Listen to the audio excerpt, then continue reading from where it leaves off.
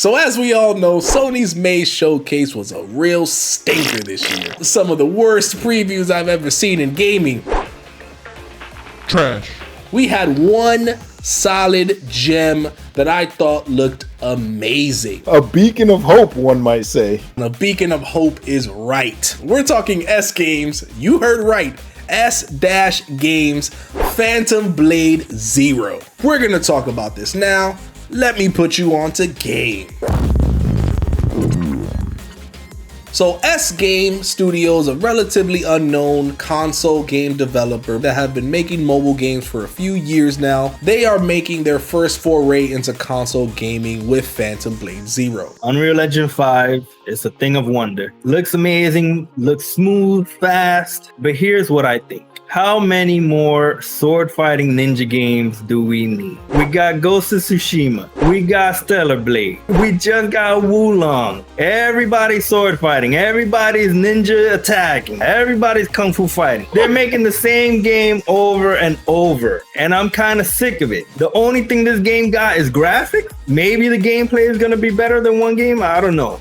The story, who knows? That gameplay trailer looks so good. It just looks too good. After the fact, I'm looking at it and I'm thinking, can this really be real? He's countering two people at once while they're all attacking. Like, how does that translate to actual gameplay? It just seems a little bit too ambitious. I just don't know how they can pull something like that off. I hope that this game can even be a fraction of the fun that it looks to play when it translates to me holding a controller and seeing what I saw. Because yes, it could look shiny, it can look great, it can look fun, but like the Don said, how does that translate to the controller? How does that translate to your fingers? What are you pressing? Is it a fun experience when I'm actually playing the game and not just seeing it looking all shiny? Yeah, they got this guy riding on horseback, countering a guy on another horse next to him, running on walls. What buttons are you pressing to do all these things? You're getting swindled. Okay, this is nothing new. We've seen this before. This ain't the first game where you see 6-10 enemies in the background and he's fighting what seems like multiple people at the same time. There's a game called Assassin's Creed that also happens in those games, and you feel quite good fighting a whole crew of bad guys. What you don't notice is the trick that these developers use, and it's only 2 characters attack you at once. You're only focused on who you're fighting, so you don't notice the other characters all around are just standing still like robots until it's their turn to attack. The smoothness of the sword and the movement of the character as you're parrying and blocking all these blade attacks, that looked sexy as hell, and it looked better than anything I have seen in terms of sword play or fighting mechanics yet this gen. There's a reason why they didn't show the UI, because this is clearly quick time events. Tried and true quick time events, scripted animations. You're gonna see a button pop up, you're gonna press it, he's gonna do an attack on one guy, parry another at the same time. You guys played Spider-Man. It's the most cinematic action game I've ever seen, and it's all quick time events. You're flying through the city on buildings and at the same time dodging helicopters and stuff, and all you're doing is pressing buttons at the moment the game tells you to press it.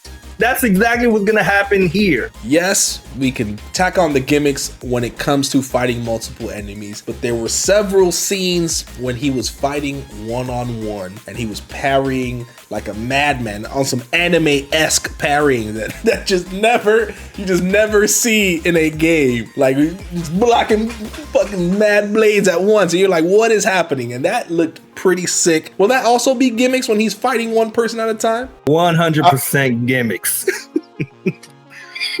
You pressed one button and he started doing all of this.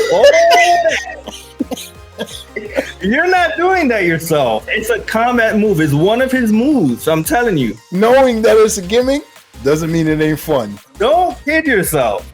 It's a quick time event. The biggest takeaway from this trailer and from this actual conversation with the both of you is this. Will what we saw translate to it being fun? Can they make what I saw visually translate to gameplay? And I don't know from this developer because I don't know this developer's pedigree. This game looks amazing, no doubt about it. But there has to be more than just looks. It has to be fun. It has to play great. The controls got to be great. So that's it for us. Let us know what you think. Is Phantom Blade Zero going to knock it out of the park? Is it going to be gimmick-tastic and a real pretty awful game? Or is this going to be the next classic in Sony's stable? Let us know in the comments.